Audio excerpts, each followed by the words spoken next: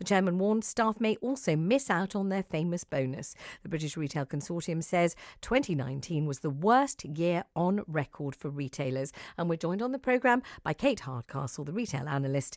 She works with Insight with Passion, and she joins me on the programme. So that's the end of Paula Nicholls. Kate, good morning. Happy New Year. And to you, I'm afraid it is. There was a reshuffle, there was a new role in place, and they both decided that the organisation and Paula, this wasn't the way forward. I think underneath all of this, Vanessa, we have a brand here that has had a very strong retail growth over a long number of years, and then has recently started to see challenges in the strategy because it's not changing in time, in tune with a very changing consumer way of shopping. You see, some people will say they don't trust politics, they don't trust the banks, they don't trust religion, but they do trust John Lewis. John Lewis is a bastion of security and stability, and we all know never knowingly undersold. People go in just to breathe the air of John Lewis flagship stores all over the place. I mean, it seems extraordinary, doesn't it, that John Lewis could fall from grace and dislodge itself from its place in our hearts?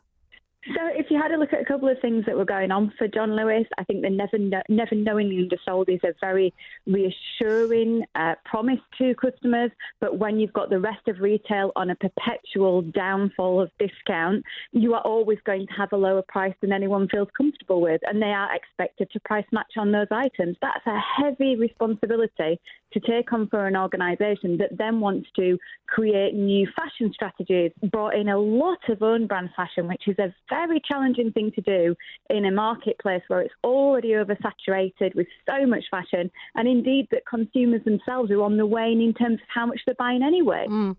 And so you might say it's not Paula Nicholls' fault that people are buying online. It's not her fault that you can price up a fridge or a dishwasher or a pair of boots at John Lewis and find you can get it more easily and more cheaply somewhere else. None of this is her fault. This is an inevitable trend away from the high street. There's nothing she could have done, and there's nothing her successor will be able to do that she hasn't already tried.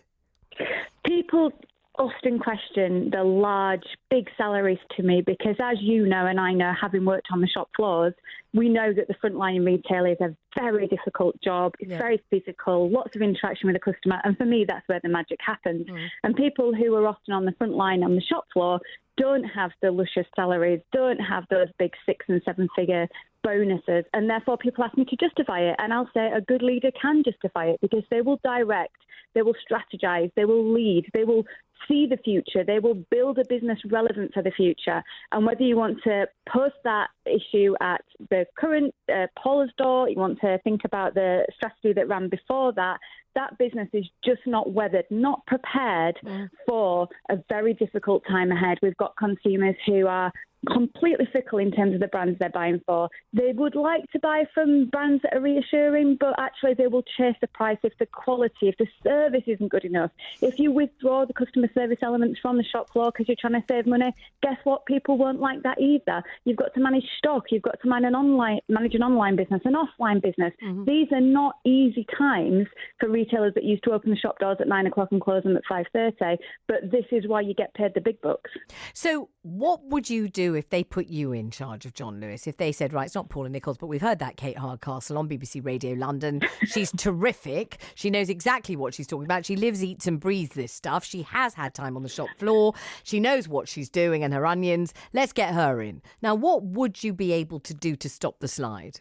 Well, I'm going to be appointing you, Vanessa. You know that, don't you? Well, so I wouldn't mind. You see, I wouldn't mind having a bash at all. And I know I know what I do as well. I do what my grandpa used to do and what my dad would have done as well. And this is what I do. I'd have my diary, and it would be Monday, Tuesday, Wednesday, Thursday spot appearances at all the John Lewis stores in the country. I would be whizzing around. I wouldn't be at a desk anywhere, and I'd be on the floor, and I'd be in hosiery, and I'd be in the dishwasher department, and I'd be in secondhand jewellery, seeing if anybody at all goes into John Lewis to buy secondhand jewellery. If they didn't, I'd get rid of that department like a shot. If they did, I'd build it up and make it big and make sure that people knew about it. But I would be there watching, seeing, learning, serving, and geeing up the staff because I was there and I'm the boss and I'm around and here I am. And bring me your complaints, members of staff. Tell me what you don't like. Tell me what's working. What's flying out of here? What isn't? What are the dead duck brands that nobody cares about because they can get them next door? You can see I'm quite passionate about this. I mean, but the thing to do is always be in store, isn't it? We call always it walk be the there, floor, don't we? You've got walk to the floor, man. Get on the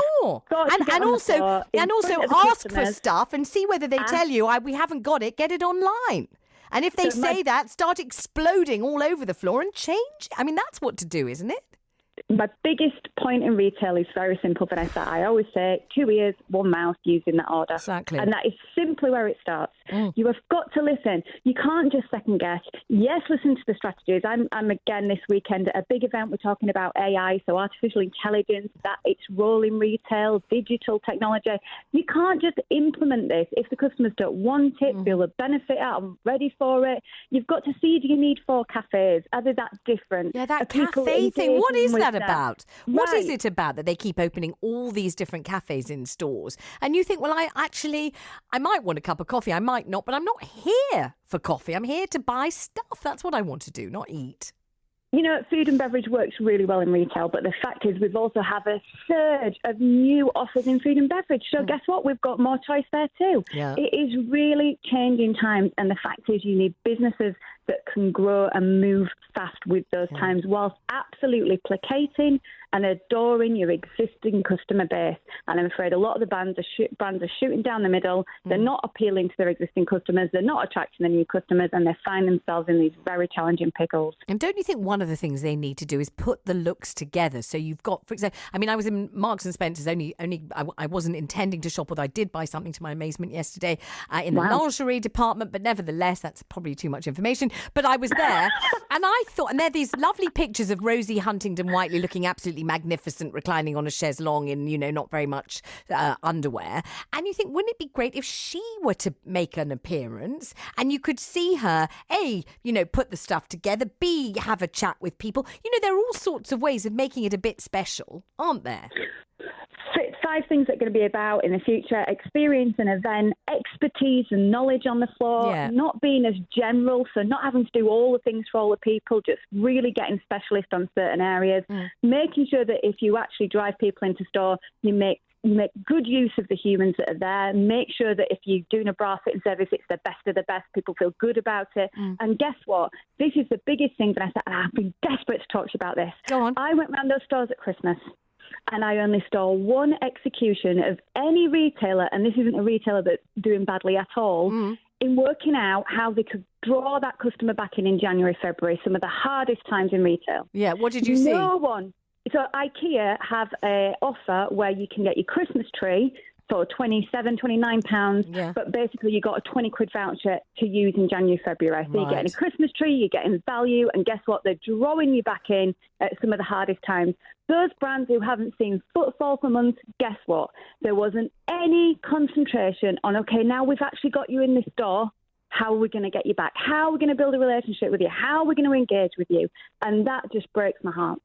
Lovely talking to you, Kate. Thank you very much indeed.